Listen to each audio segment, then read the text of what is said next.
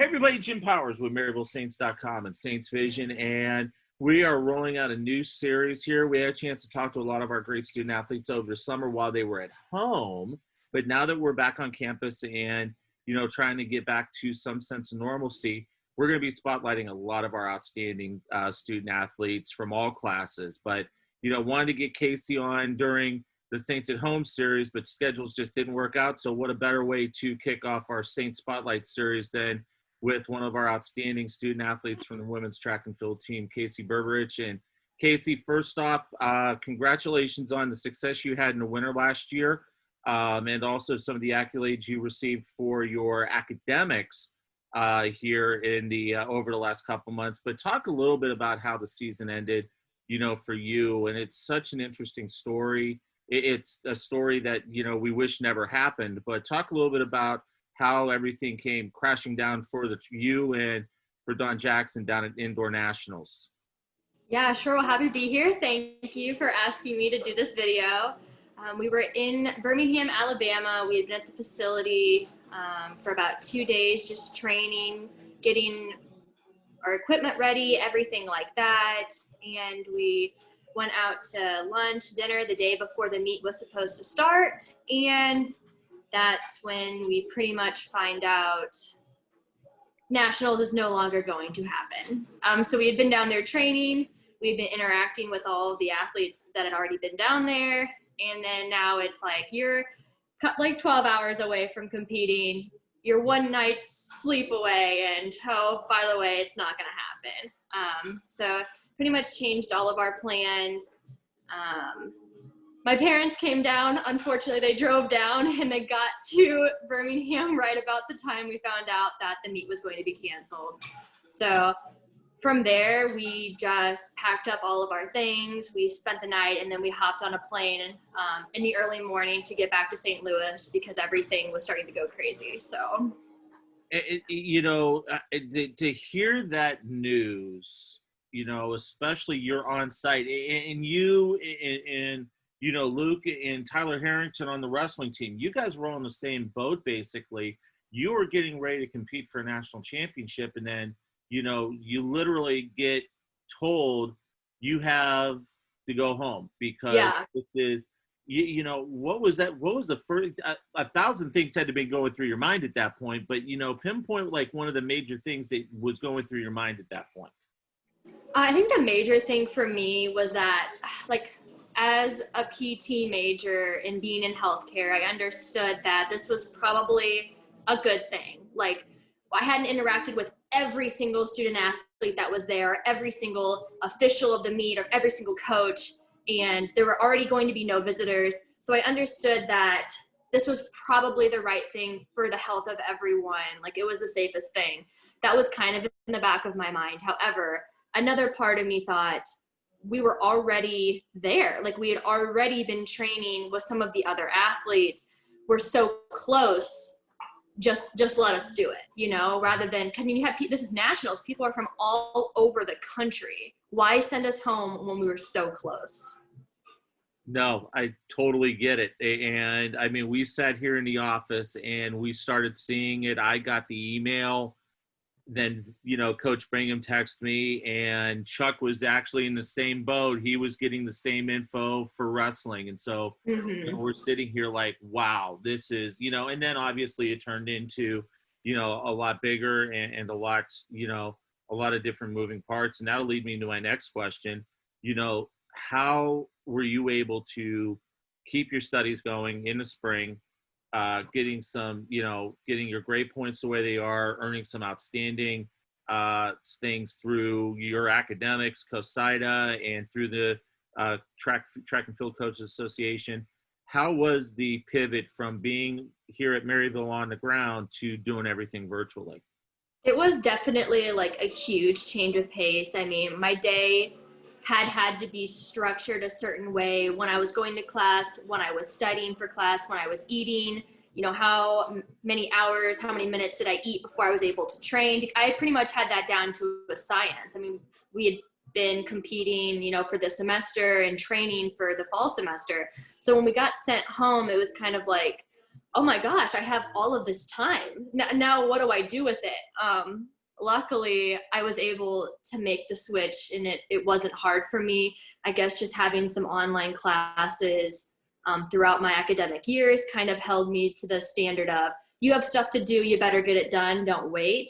So being able to not take as much time to have to train, and then not have to get up early for class, didn't have to make time for food because my parents were making me food. That just gave me way more time to just focus on school, and it was only school, so that helped. No doubt. And I think too, in talking to, a lot of our student athletes over the summer, the biggest common theme was Maryville University was prepared for something like this. You hope to never have to say something like that, but with how our technology is and how we were prepared to make this pivot as quick as we did, that tells a lot about Maryville University and how the faculty, the staff, the students, and the student athletes were able to work from home within the matter of a couple days and not miss anything at all. Yeah, definitely. I think that us being an Apple distinguished school and the professors, being very comfortable with online technology anyway, that really made the transition that much easier for everyone. Sorry, my dog is messing with the blinds back. Biscuit, stop. Sorry, super loud. That made the transition easier. So I felt like Maryville did a good job. Some of my friends from different universities, their professors were struggling with going from all paper to all tech, but I think that we were just really good at it. Absolutely. And so now, what were you able to do? I know you live right across the river over in Lebanon. What were you able to do training-wise, if anything, this summer? I definitely wasn't able to do much, but luckily I live in Lebanon, which is where McKendree University, another school in our conference, is, and their track was public. So I was at least able to physically get on a track, because you can run like 30 minutes on the road, you can run 30 minutes, wherever you want to go. But when it comes down to sprint work and figuring out the actual meters that you need to run to do specific repeats, you need a track for that. You can't just guess how much 400 meters is. So that really helped. For sure, having McKendree being open to the public, that gave me a track to train at. Now, weight training, pretty much non-existent. I wasn't comfortable trying to find a facility to weight train, so I had to do a lot of body weight stuff, unfortunately. No doubt about it. Well, I will say this. I did a lot of that body weight stuff throughout the summer too. And it's not the easiest thing in the world. It's not the most consistent thing in the world. And this is for the fat kid here in the SID department. I can only imagine for you and some of the other student athletes, it's not the same. It's not even comparing apples to oranges at that point, because, you have to be able to do different things and utilize just not body weight, Yeah. You need to be able to do other stuff to be ready to go and be successful. Oh, for sure. It's like, luckily there was always projects around the house that required heavy lifting. So I was able to just do some physical labor in the yard, in the house, with tree branches and stuff, just super bizarre things. I'm sure Mom and Dad kept you really busy with some of those projects during the summer. Constantly. So it was nice to be outside and still be active. Because I know a lot of people probably, I have a big yard. So I actually was able to throw the javelin in my front yard. I got a javelin dropped off from one of the coaches just to practice some of those field events, because I had the facility, meaning my house, to be able to do those things. So that was really good for me. But I feel bad for the students, for the athletes that weren't able to have those facilities available to them, or the equipment, the shot puts, the javelins, the high jump mat. It's like, good luck. Yeah, no doubt about it. So, all right, here's the funny question we're asking everybody. And we started doing this with the coaches in the spring, and it got to be so much fun. We did it with the student athletes in the summer. We're going to continue it. Everybody binge watched something during this whole ordeal. Everybody watched something on Netflix. Everybody binge watched on Hulu, Roku, whatever. Casey Berberich, what did you binge watch when you had an opportunity while we were all in quarantine? I watched Game of Thrones. All 8 seasons. Wow. I know, it's so bad. I feel like I'm one of the only people on the planet that had never watched Game of Thrones at all, knew nothing about it. And I was like, well, the show has ended. There's only 8 seasons. Let's do it. So, yes, I watched Game of Thrones for the entire summer. Well, now I may be the only one that has not watched Game of Thrones because you've already watched it. So there you go. I mean, No, it's you.